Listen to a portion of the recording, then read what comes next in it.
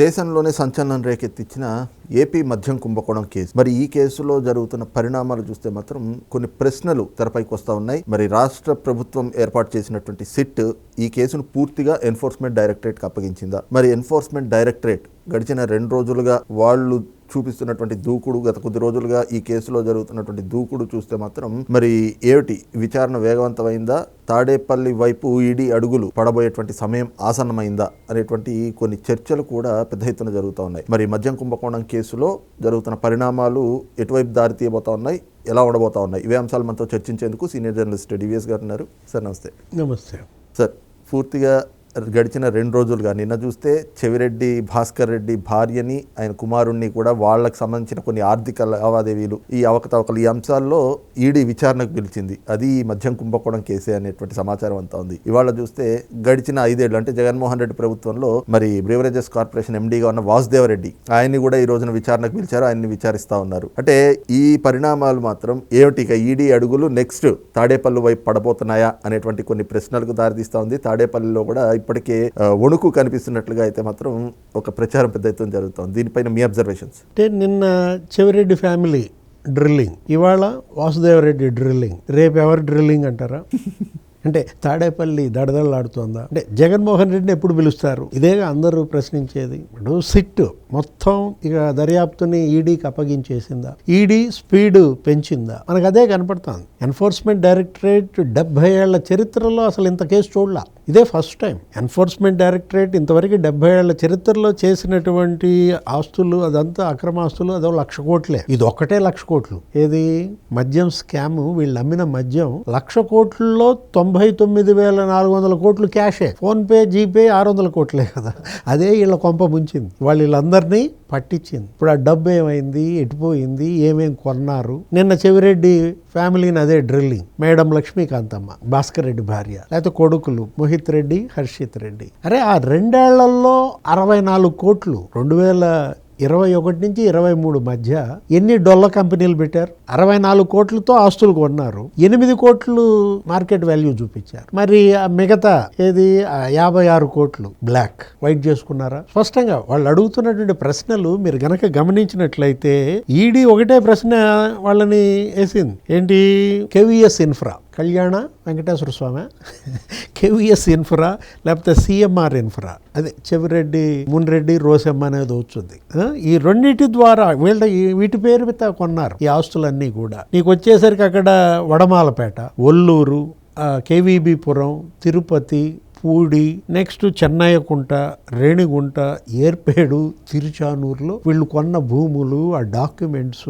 అంటే ఎట్లా, ఏంటి మీ యొక్క ఆరిజిన్, మీ ఆస్తులు ఏంటి? అంటే మీరేమన్నా అంబానీలా? అసలు మీ కుటుంబం ఏంటి? ఏ స్థాయి నుంచి ఏ స్థాయికి మీరు వచ్చారు? మొత్తం డ్రిల్లింగ్ చేసిన దాంట్లో నీకు స్పష్టంగా చెవిరెడ్డి డొల్ల కంపెనీలని అక్కడ పెట్టారు. వీళ్ళు పని మనుషుల్ని, లేకపోతే డ్రైవర్లని, గన్మెన్లని ఆ కంపెనీల డైరెక్టర్లుగా చూపించాడు. 8 డొల్ల కంపెనీలు, 16 మంది బినామీలు. నీకు వచ్చేసరికి తిరుచానూరులో అయితే మరీ ఘోరం. ఆ భూమి ఖరీదు ఎంతో తెలుసా? 36 కోట్లు. కానీ వీళ్ళకి అమ్మింది 3 కోట్లకే. అంటే 36 కోట్ల విలువైన భూమి ఏ తలక మాసినాడైనా నీకు 2.93 కోట్లకు అమ్ముతారా? అమ్మినాడికి ఇచ్చిన చెక్ ఎంతో తెలుసా? కొన్నదేమో 2.93 కోట్లకి, అతనికి ఇచ్చిన చెక్కు 24 లక్షలకి. అంటే 2.69 కోట్లు మరి ఆ బినామీ సంస్థల్లోకి వెళ్ళిపోయాయి, ఈ డొల్ల కంపెనీల్లోకి వెళ్ళిపోయాయి. B1 సర్వీసెస్ విన్నావా? దాని పేరు కుర్రా డైరీ సర్వీసెస్, లేకపోతే వినయ్ ఇన్ఫ్రా, హరీష్ సర్వీసెస్. ఎవరి పేరు పెట్టారు? హరీష్ అంటే ఎవరు అనుకుంటున్నా? డ్రైవర్. హరీష్ సర్వీసెస్, మునే హరీష్ కుమార్ అంట. లేకపోతే జితేంద్ర ఇన్ఫ్రా, అది ఆయన తమ్ముడు చెవిరెడ్డి జితేంద్ర పేరు మీద. Shobha developers, Shobharani. Latha agro services, మరదలు సునంద, లేకపోతే బంధువు లత. నవీన్ ఇన్ఫ్రా ఇంకోటి, ఇది కూడా నువ్వు నోట్ చేసుకోవాలి, మర్చిపోతావు మళ్ళీ. ఏంటి దాని పేరు? నవీన్ ఇన్ఫ్రా. అంటే అతను పట్టుకున్నారు, ఈసీ పట్టుకుంది అతన్నే. పిఏనా? నవీన్ కృష్ణ. అంటే వీళ్ళు చెవిరెడ్డి భాస్కర్ రెడ్డి అక్కడే దొరికిపోయాడు. డ్రైవర్లని, పని మనుషుల్ని డైరెక్టర్లుగా పెట్టి ఈ డొల్ల కంపెనీలన్నీ కూడా నెలకొల్పి, నీకు ఒకటి గమ్మత్తు ఏంటంటే వెందూడు, ఏంటి ఆ ఊరి పేరు? వెందూడు, తిరుపతి జిల్లా వెందూడులో 263 ఎకరాలు కొన్నాడు. ఎన్ని ఎకరాలు? 263 ఎకరాలు కొంటే నీకు అక్కడికి వచ్చేసరికి అరవిందోకి అమ్మాడు. అంటే ఎన్ని రోజుల్లో 20 రోజుల్లో ఇతను కొనడం, అరవింద్ ఆయన ఎవరు శరత్ చంద్రారెడ్డికి అమ్మాడు. అంటే ఇప్పుడు రైతు తన పొలం ఎకరం, అసలు ఇవాళ నీకు ఎక్కడైనా సరే ఆంధ్రప్రదేశ్లో 10,000కు దొరుకుద్దా? ఎకరం 10,000 చెవిరెడ్డి అమ్మితే అమ్మాలి. చెవిరెడ్డి అడిగితే అమ్మాల్సిందే. 10,000 నేను చెప్పిన ఈ 263 ఎకరాలు ఎకరానికి రైతుకు దక్కింది 10,000 మాత్రమే.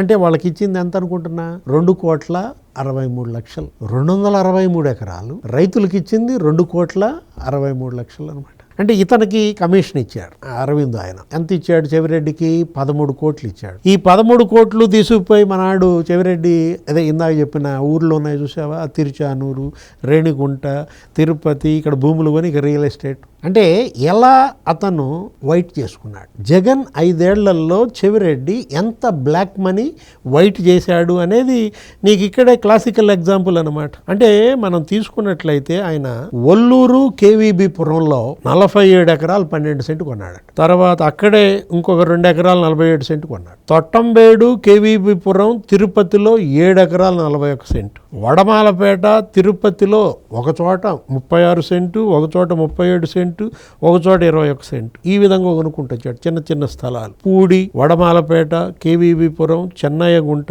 రేణిగుంటలో అయితే నీకు 6,752 చదరపు గజాలు కొన్నాడు. వడమాలపేటలో ఒక చోట 13.5 ఎకరం కొన్నాడు. సూరప్ప కశ్యం అక్కడ ఒక 20 సెంటు కొన్నాడు. తుమ్మలగుంట 145 గజాలు. ఇక ఈ లెక్కను చెప్పుకుంటూ పోతే నీకు పెద్ద లిస్టు.